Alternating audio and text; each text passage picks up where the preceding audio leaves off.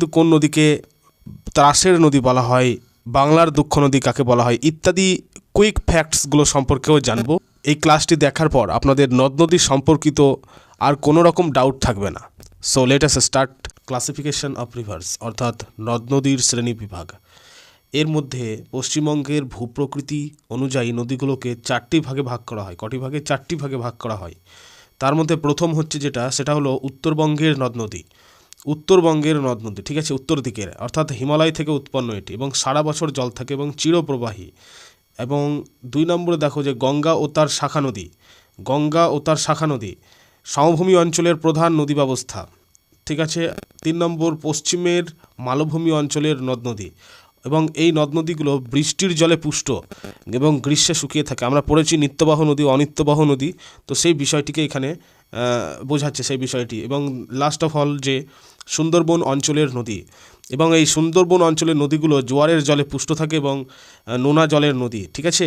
So 4টে ভাগ আমরা পড়লাম। একটি হচ্ছে উত্তরবঙ্গের নদ নদী, যেটা চিরপ্রবাহী এবং সারা বছর জল থাকে, যার উৎপন্ন হিমালয়ে।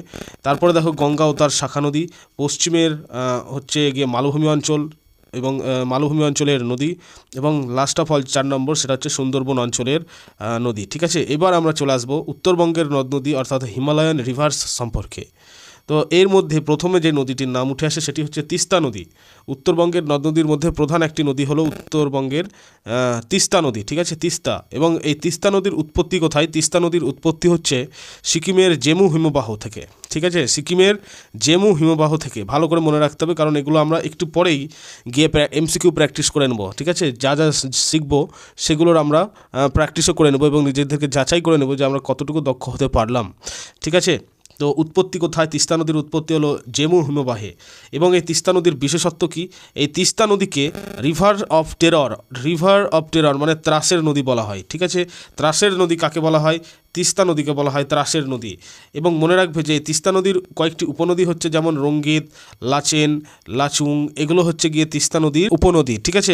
তারপরে তারপরে বিষয় যে মহানন্দা নদীর উৎপত্তি হচ্ছে দার্জিলিংয়ের মহালধিরাম পাহাড়ের পাগলাঝোড়া জলপ্রপাত থেকে এই মহানন্দা নদীর উৎপত্তি। তো এই মহানন্দা নদীর তীরবর্তী শহরগুলি হচ্ছে যেমন শিলিগুড়ি ও ইংরেজ বাজার, মালদার ইংলিশ বাজার যেটাকে বলা হয় এই নদীর তীর, ঠিক আছে। তো জলঢাকা সম্পর্কে এবার পড়ব। জলঢাকা নদী সিকিম ভুটানের সীমান্তে বিদাং হ্রদ থেকে উৎপন্ন। অতএব এখন আমরা জেনে নিচ্ছি যে কোন কোন নদীগুলো কোথায় উৎপন্ন তাদের, ঠিক আছে, কী কী নদী রয়েছে উত্তরবঙ্গের হিমালয়ান রিভার্সে এবং তাদের উৎপত্তি স্থলগুলো কী কী। তো দেখো জলঢাকার যে নদী, তো সেটার উৎপত্তি হচ্ছে সিকিম ভুটান সীমান্তের বিদাং হ্রদ থেকে। তোরসা নদী তিব্বতের চুম্বি উপত্যকা থেকে উৎপন্ন। এই তোরসা নদীর পুরনো একটি নাম হচ্ছে মাচু, ঠিক আছে, মনে রাখবে মাচু, তোরসা নদীর পূর্ববর্তী একটি নাম, পুরনো নাম। তারপর যে কালজানি, এই কালজানি আলিপুরদুয়ার শহর এই নদীর তীরে অবস্থিত, কালজানি নদীর তীরে অবস্থিত। ভালো করে মনে রাখতে হবে যে আলিপুরদুয়ার শহরটি কালজানি নদীর তীরে অবস্থিত। তো হিমালয়ান রিভার সম্পর্কে আমরা জানলাম। তো যেটা জানলাম তিস্তা নদী, যাকে ত্রাসের নদী, রিভার অফ টেরর বলা হয়, তারপরে মহানন্দা নদী, তারপরে হচ্ছে জলঢাকা নদী, তোরসা নদী, কালজানি নদী, ঠিক আছে। এবার আমরা চলে আসবো গঙ্গা নদী ব্যবস্থায়। গঙ্গা নদী রাজমহল পাহাড়ের পর পশ্চিমবঙ্গের মুর্শিদাবাদ জেলায় প্রবেশ করেছে এবং এর বিভাজনটা ভালো করে লক্ষ্য করো। এই গঙ্গা নদী মুর্শিদাবাদের ধুলিয়ানের কাছে 2 ভাগে ভাগ হয়েছে, ঠিক আছে, 2 ভাগে ভাগ হয়েছে ধুলিয়ানের কাছে। একটা হচ্ছে পদ্মা আর একটা হচ্ছে ভাগীরথী হুগলি নদী, 2 ভাগে ভাগ হয়ে গেছে। তো পদ্মা যে নদী, সেই পদ্মা নদীর যেটা মূল শাখা সেটা বাংলাদেশে চলে গেছে এবং ভাগীরথী হুগলি শাখাটি পশ্চিমবঙ্গের ওপর দিয়ে প্রবাহিত হয়েছে। তাহলে আমরা কি জানলাম না, গঙ্গা নদীর বিভাজন। তো গঙ্গা নদী মুর্শিদাবাদের ধুলিয়ানের কাছে গিয়ে 2টি ভাগে বিভক্ত হয়ে গেছে। একটি হয়ে গেছে পদ্মা, যেটা বাংলাদেশে চলে গিয়েছে, এবং আরেকটি হলো ভাগীরথী হুগলি নদী, যা পশ্চিমবঙ্গের ওপর দিয়ে প্রবাহিত একটি শাখা, ঠিক আছে। চলে আসি এবার যে নামকরণ। মুর্শিদাবাদ থেকে নবদ্বীপ পর্যন্ত এর নাম হচ্ছে ভাগীরথী নদী। ওই যে ভাগীরথী হুগলি যে নদীটির নাম বললাম, তো মুর্শিদাবাদ থেকে নবদ্বীপ পর্যন্ত এর নাম হচ্ছে ভাগীরথী নদী। আর নবদ্বীপ থেকে বঙ্গোপসাগর পর্যন্ত এর নাম হলো হুগলি নদী। আশা করি তোমাদের কাছে ক্লিয়ার কেন গঙ্গার এই নদীকে ভাগীরথী হুগলি নদী বলা হচ্ছে। তো মুর্শিদাবাদ থেকে নবদ্বীপ পর্যন্ত ভাগীরথী নদী বলা হয়ে থাকে, আর নবদ্বীপ থেকে বঙ্গোপসাগর পর্যন্ত একে হুগলি নদী বলা হয়ে থাকে। আশা করি ক্লিয়ার প্রত্যেকের কাছে। এবার দেখো পশ্চিমবঙ্গে পশ্চিমবঙ্গের গঙ্গার দৈর্ঘ্য হচ্ছে 520 কিলোমিটার, ঠিক আছে, 520 কিলোমিটার পুরো। এবার চলে আসি পশ্চিমবঙ্গের মালভূমি অঞ্চলের নদী, ঠিক আছে, মালভূমি অঞ্চলের নদ নদী। এই নদীগুলো ছোটনাগপুর মালভূমি থেকে উৎপন্ন হয়ে পূর্ব দিকে প্রবাহিত হয়েছে। কোন দিকে প্রবাহিত হয়েছে? ইস্টের দিকে প্রবাহিত হয়েছে। এবার দেখো দামোদর নদী প্রথম। তো দামোদর নদীর উৎপত্তি কোথায়? দামোদর নদীর উৎপত্তি হচ্ছে ঝাড়খণ্ডের খামারপাত পাহাড়ে। ঝাড়খণ্ডের খামারপাত পাহাড়ে দামোদর নদীর উৎপত্তি। এবং এই দামোদর নদীর যে উপনদীগুলো সেগুলো কি কি? একটা হচ্ছে বরাকর নদী, যেটা সবচেয়ে বড় একটি উপনদী। দামোদর নদীর সবচেয়ে বড় উপনদী বরাকর নদী। তারপরে হচ্ছে কোনার নদী, তারপর হচ্ছে বোকারো নদী। এবং এর সঙ্গে জেনে রাখো যে এই দামোদর নদীর একটি বিশেষত্ব রয়েছে যে একে বাংলার দুঃখ বলা হয়, ঠিক আছে। বাংলার দুঃখ নদী কাকে বলা হতো বা কাকে বলা হয়? বা দামোদর নদীকে বলা হয়, এটা মনে রাখার বিষয়। এবং ভারতের প্রথম বহুমুখী নদী পরিকল্পনা যেটা ডিভিসি 1948 এই নদীর ওপর কিন্তু, ঠিক আছে, মনে রাখবে। আরও ডিটেলসে বলে দেওয়া হবে নেক্সট ক্লাসে। তো যাই হোক, নেক্সট তারপরে দেখো ময়ূরাক্ষী নদী। ময়ূরাক্ষী নদীর উৎপত্তি হচ্ছে ত্রিকুট পাহাড়, অর্থাৎ ঝাড়খণ্ডের ত্রিকুট পাহাড়ে উৎপত্তি ময়ূরাক্ষী নদীর, ঠিক আছে। এবং এর বাঁধ দেখো, বাঁধ তিলপাড়া ব্যারেজ। তিলপাড়া ব্যারেজটি সিউড়ি এবং ম্যাসেঞ্জার বাঁধ কানাডা ড্যাম এই জায়গায় অবস্থিত, ঠিক আছে। নেক্সট তারপরে দেখো যে সুবর্ণরেখা নদী। এই সুবর্ণরেখা নদী এটি পশ্চিমবঙ্গ ও উড়িষ্যার সীমান্ত দিয়ে প্রবাহিত হয়েছে, ঠিক আছে। এই সুবর্ণরেখা নদীটি পশ্চিমবঙ্গ এবং উড়িষ্যার সীমান্ত দিয়ে প্রবাহিত হয়েছে। একমাত্র নদী যা সরাসরি সমুদ্রে মিশেছে কিন্তু। এই সুবর্ণরেখা নদী হলো একমাত্র নদী যা সরাসরি সমুদ্রে মিশেছে, ঠিক আছে। অনেক কিন্তু ডিটেলসে একদম আলোচনা করে দেওয়া হচ্ছে, ডিটেলসে ক্লাসে বিষয়গুলো বুঝিয়ে দেওয়া হচ্ছে, ভালো করে কিন্তু বুঝে নাও এবং লাইক করে দিও আজকের এই গুরুত্বপূর্ণ ক্লাসটি, ঠিক আছে। প্রত্যেকের কাছ থেকে কিন্তু আমি লাইক চাই এবং নতুন ছাত্রছাত্রীদের উদ্দেশ্যে বলবো চটপট সাবস্ক্রাইব করে নাও if you are serious about WBCS prelims, ঠিক আছে।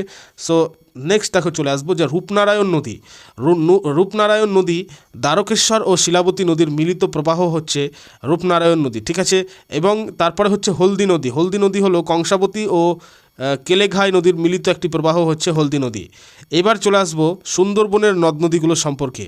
তো এখানে সুন্দরবনের এই নদীগুলোতে সারা বছর জোয়ার ভাটা জলে পুষ্ট থাকে, আমি তোমাদের প্রথমে বলেছি। তো এই সুন্দরবন নদ নদীর মধ্যে প্রধান যে নদীগুলো দেখো, এক হচ্ছে মাতলা নদী, আমরা প্রত্যেকের নাম জানি। তারপর হচ্ছে গোসবা নদী, ইচ্ছামতি, রায়মঙ্গল, পিয়ালি, ঠাকুরান। এই হচ্ছে সুন্দরবনের জোয়ার ভাটা জলে পুষ্ট নদীসমূহ। তো মাতলা নদীতে প্রথমে আমি চলে আসি, যেটা সবচেয়ে বেশি গুরুত্বপূর্ণ মাতলা নদী।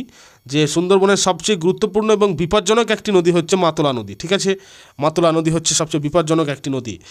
তারপর দেখো এই নদীগুলো মূলত গঙ্গার পরিত্যক্ত একটি শাখা, সেরকম কিছু বিষয় নাই এখানে।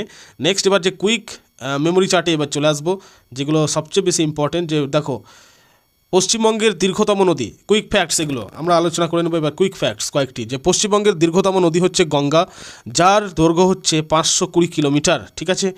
নেক্সট দেখো উত্তরবঙ্গের দীর্ঘতম নদী কি? উত্তরবঙ্গের দীর্ঘতম নদী হচ্ছে তিস্তা নদী। উত্তরবঙ্গের যেটা প্রধান নদী সেটাও তিস্তা, আমি প্রথমে বললাম তোমাদের। পশ্চিমবঙ্গের একমাত্র নদী দক্ষিণ বাহিনী নদীর নাম কি? একমাত্র দক্ষিণ বাহিনী অর্থাৎ দক্ষিণ দিকে কিন্তু বইছে এই নদী হচ্ছে ভাগীরথী হুগলি নদী। তোমাদের প্রথমে বললাম যে গঙ্গা নদী ধুলিয়ানের কাছে এসে দুটো শাখায় ভাগ হয়ে গেছে, একটি হচ্ছে পদ্মা, অন্যটি হলো ভাগীরথী হুগলি নদী। তো পদ্মা চলে গিয়েছে বাংলাদেশে এবং ভাগীরথী হুগলির মধ্যে মুর্শিদাবাদ থেকে নবদ্বীপ পর্যন্ত কিন্তু এটি ভাগীরথী নাম। আর তারপর থেকে কিন্তু বঙ্গোপসাগর পর্যন্ত এই নদীটির নাম হচ্ছে হুগলি নদী, সেই কারণে একে একসঙ্গে ভাগীরথী হুগলি নদী নামে ডাকা হয়। তো যাই হোক, কলকাতা কোন নদীর তীরে অবস্থিত? দেখো কলকাতা হচ্ছে হুগলি নদীর তীরে অবস্থিত। আচ্ছা, এর আগে যেটা ছিল যে শিলিগুড়ি কোন নদীর তীরে? শিলিগুড়ি হচ্ছে দেখো মহানন্দা ও বালাসন নদীর তীরে, ঠিক আছে। নেক্সট তারপরে যে জলপাইগুড়ির প্রাণরেখা কি? করলা নদী।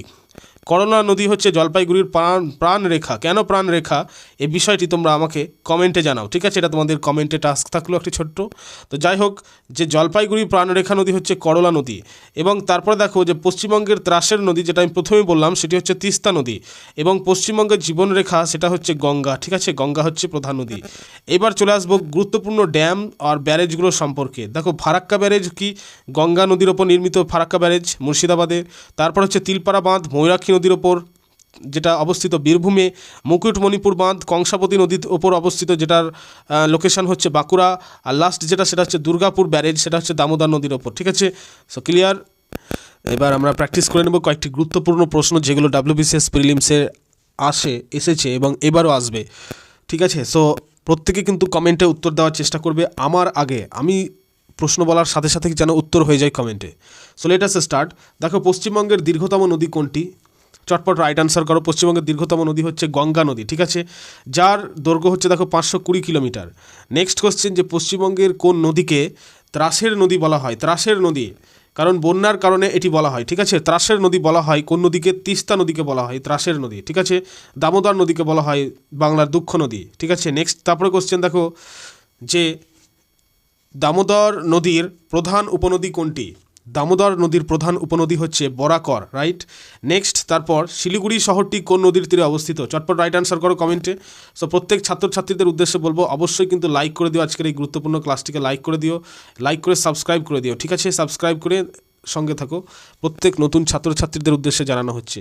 আর যারা যারা আমাদের হোয়াটসঅ্যাপ চ্যানেল এখনও জয়েন করোনি, শীঘ্র জয়েন করে ফেলো। কমেন্টে লিঙ্ক দেওয়া রয়েছে, ডিসক্রিপশানেও লিঙ্ক রয়েছে, হোয়াটসঅ্যাপ চ্যানেল জয়েন করে নাও খুব শীঘ্র। সেখানে ডেলি জিকে কুইজ প্র্যাকটিসের একটি জায়গা আছে সেখানে। সো যাই হোক, প্রত্যেকে কিন্তু সেখানে জয়েন করে নাও এবং প্র্যাকটিস করতে থাকো। আর থিওরি বিষয়গুলোকে আরও জানো, ইবুক দিয়ে দেওয়া হয় সেখানে। এখন রিসেন্টলি আরআরবি গ্রুপ ডি এর উপর প্রিপারেশন স্টার্ট হচ্ছে। সো প্রত্যেকে বলবো হোয়াটসঅ্যাপ চ্যানেল জয়েন করে নাও, ঠিক আছে। সো যাই হোক, দেখো শিলিগুড়ি শহরটি কোন নদীর তীরে অবস্থিত? শিলিগুড়ি শহরটি মহানন্দা নদীর তীরে অবস্থিত, ঠিক আছে, মহানন্দা নদীর তীরে অবস্থিত।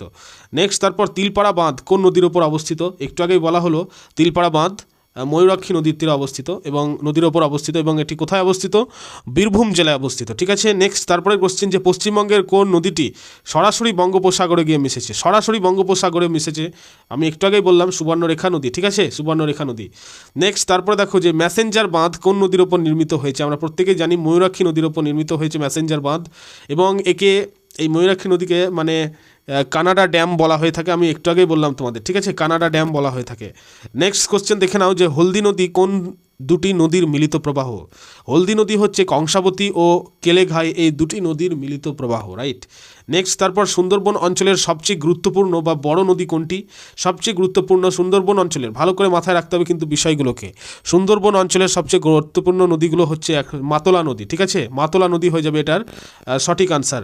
নেক্সট তারপরে, যে মহানন্দা নদীর উৎপত্তি স্থল কোনটি? উত্তর হয়ে যাবে এটার পাগলাঝাওড়া জলপ্রপাত, যেটি কোথায় অবস্থিত? না দার্জিলিংয়ে অবস্থিত।